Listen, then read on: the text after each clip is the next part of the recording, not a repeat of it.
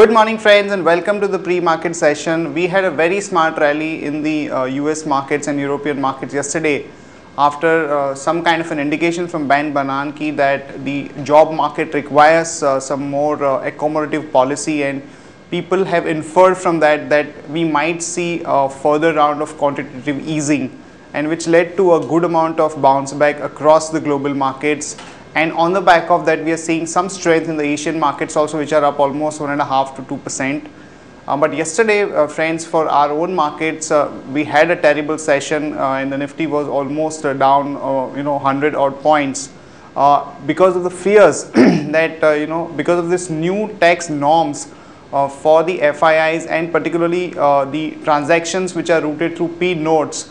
The fears are there, there is going to be a taxability of that, and we have to remember that almost 15% of the inflow is through this P notes route. So if the tax norms are not friendly, this could get affected, and most of the people who are active in this market have actually stopped issuing fresh P notes till the clarity emerges on this count. So that actually led to some kind of a weakness in our market, and over the next few days we will have some clarity, because yesterday we believe that there was a con call between the FIIs and the finance secretary, but we don't have details of what transpired in that con call, so we'll keep you posted on that.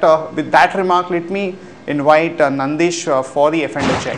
Hi Nandish, huge swing in our market, and we also believe that there was a good amount of selling on the F&O desk, and we are also hearing from the market that a lot of arbitrage positions are getting unwinded because of maybe this taxability related issues, or generally March ending could be a reason why people are unwinding.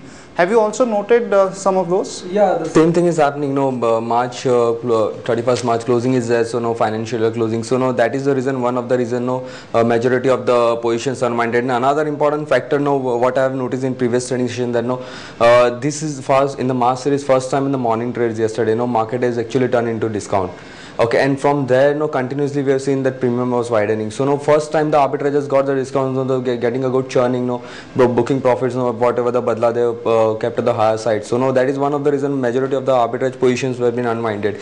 Yeah, there was a news flow as you were mentioning that that P notes and everything. So, that is the reason we have seen a sell off, and that was the reason market has actually seen a selling pressures. And finally we got Nifty turning into a discount. But then too we managed to close at a very good note.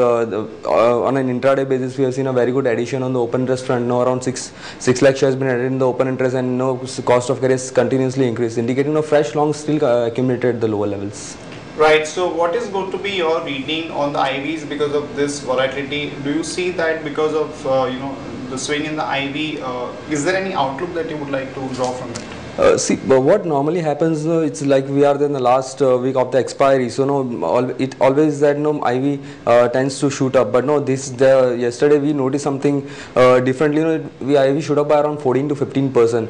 Majority of the reason, the first thing was the expiry week. Then was a sharp selling, uncertainty in the market. So that was the reason. But what I'm expecting that if you are holding 5,200 levels, IV will cool off. And if I in the morning trades, if I get some opportunity, IV is still at a high the current month, so one can look for selling options for intraday, because I'm expecting that IV will cool off and we may see some good returns from that. Also, Nandish, on the 5200 put, we have seen a huge built up happening. So I think it's about 81 odd lakhs. So do you think that could be used as an important level for any possible bottom that market may form? I'll show you that. See, not really. See, 100 put, yeah, we have seen some addition, but on the same side, call options like 5100, 5200 and 5300. These are the strikes which actually seen a very good addition on the open interest front. From past couple of trading sessions, we have seen a very good addition in the open interest front. So that was the reason of I'm expecting that 5100 is still has a highest number of shares in open interest. So it will be difficult for market participants to break these levels. But as I was mentioning earlier, also that 5185 was a lower break-even point for the options, and that's what happened yesterday. We flirted around those levels, but on the future side we managed to close well above those levels, and today we have seen a rally. So yeah, if you are holding 5185 on a closing basis, I'm expecting that these levels will not be seen for this expiry, and we may see 5300 levels expiry somewhere near what. Right. Also, Nandish, we have an important expiry coming up on Thursday. So based on the reading of the open interest and the action in the F&O market, is there anything that customers can do? See, FI was a net seller, in previous trading session, but no, we have seen that overall, no, net there was an addition in the inflows. No, we have seen some selling in the index options, in the index futures, but at the same time, no, there was a good amount of addition on the options side. So even though 5,200, as I was mentioning, 5185 is a lower break-even point, and we are seeing a very good addition on that front. So what I feel that one can buy 5,200 call option for this expiry and sell higher strike 5,300 call options with the expiry. So that will be a bull call spread strategy if the risk reward is very favorable at the current levels. So if market expires at 5,300 or maybe higher than that, there will be maximum profit potential. Right. And any other stock specific observations that you have which one can really do today? See, for intraday basis, we have identified 3 stocks on a F&O basis. Bushin Steel, Hero Motoko and Idea Cellular. Now we have given some 4, 4 and 3 ratings based on the F&O data. Now Bushin Steel, we are expecting 389.25 is a very good support. For Hero Motoko, 1966 is a very good support, and for Idea is 97.50 is a very good support. Particularly for Idea, I'll say intraday we may see a bounce because past couple of days Idea Cellular has been consolidating in the range, but this stock is facing the selling pressure around 100 levels. So one can buy, if I get the stocks around 80, 98, 50, 99 levels, I can buy now and start booking profit at 100, 101 rupee. Yeah, but if this stocks closes above 100 levels, then one can, for April series, one can look for a higher target of 105, 110 on a positional point of view. Okay, Nandesh, thanks a lot for that update. Friends, on the other news, we have an important announcement, the government borrowing plan for H1, and the figure that the market is looking at is about 3.6 to 3.8 lakh crore. So if we have a borrowing program of more than about 3.8 lakh crore, then it could have adverse implications for the bond yields and for the rate sensitive sector. So this is something that we will be watching out for. Also friends, we have the news that the Goa government has actually decided to review the mining policy for the companies with more than 10-year kind of a time frame, which could have some implications for a company like Sesa Goa.